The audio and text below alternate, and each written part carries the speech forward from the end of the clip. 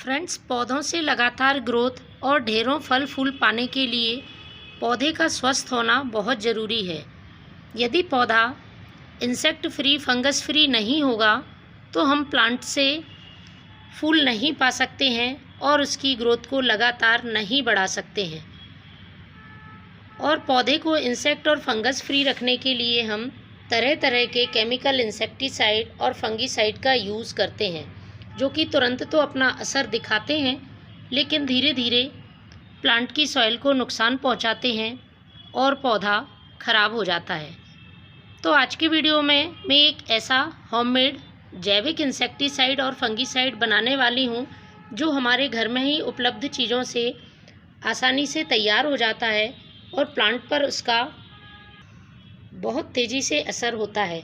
यदि आपके प्लांट में किसी तरह के इंसेक्ट, मिलीबग, जो कि गुड़हल में एक आम समस्या है, सफ़ेद चिपचिपे कीड़े होते हैं, ये गुड़हल प्लांट को ग्रोथ नहीं करने देते हैं और इनकी वजह से प्लांट में कलियां फूल बनने से पहले ही गिर जाती हैं, फूल पूरे आकार का नहीं बन पाता है। तो उसमें भी आप इस स्प्रे का यूज़ करें।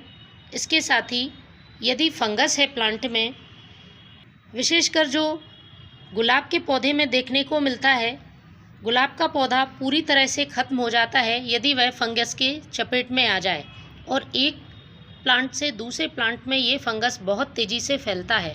तो इस तरह से यदि आपका प्लांट फंगस से इन्फेक्टेड है तो आप इस स्प्रे का यूज़ करें। सभी तरह के इंसेक्ट और फंगस को, चींटियों को दूर करने का ये काम करता है।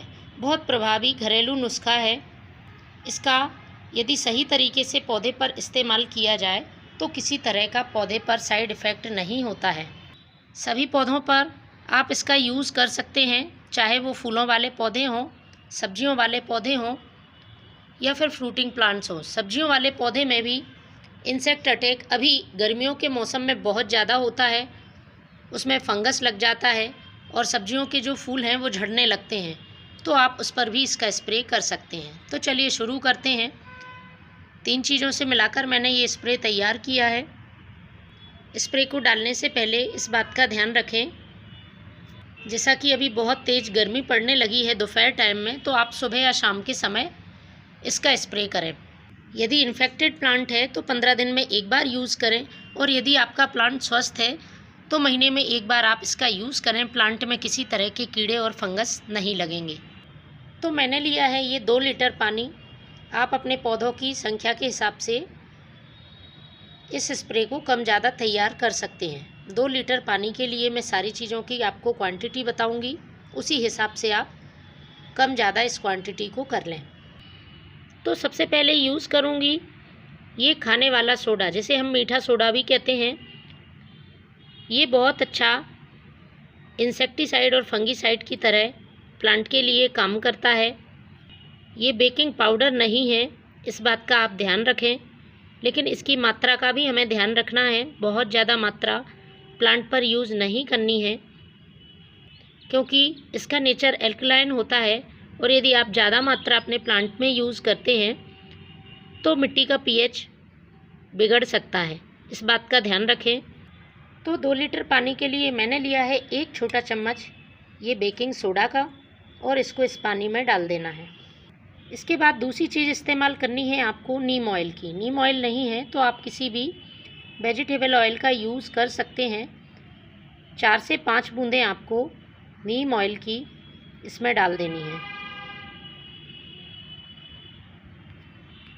इसके बाद आपको यूज़ करनी है किसी भी डिश वॉश की 5 से 6 बूंदें। इसकी जगह पे आप शैम्पू का भी इस्तेमाल कर सकते हैं, लिक्विड सोप का भी इस्तेमाल कर सकते हैं। तो 5 से 6 बूंदें आप इसको इसमें मिला दें। अब हमें इसे अच्छी तरह से मिक्स करना है। अच्छी तरह से मिक्स करने के बाद अब आपको अपने स्प्रे पंप में इसको भरना है। इसके बाद हमें इसे प्लांट में अच्छी तरह से स्प्रे करना होगा। तो फ्रेंड्स, इस तरह से मैंने इसे स्प्रे पंप में भर लिया है इस लिक्विड को।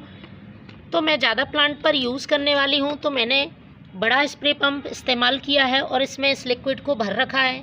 तो इसको अब प्लांट पर स्प्रे करने का तरीका जान लें। तो देखिए, ये मेरा गुड़हल का प्लांट है और इसमें मिलीबग की समस्या शुरू हो गई थी। मैंने 15 दिन पहले भी इसका स्प्रे किया था, तो इसमें मिलीबग लगभग ख़त्म हो चुके हैं, लेकिन फिर भी मैं एक बार इसको स्प्रे करूँगी और अपने बाकी के प्लांट में भी डालूँगी। तो आपको इन्फेक्टेड प्लांट को पूरी तरह से भिगा देना है इस स्प्रे से, पत्तियों के पीछे और जहाँ जहाँ भी इंसेक्ट हैं सारी जगह पे अच्छी तरह से स्प्रे करना है।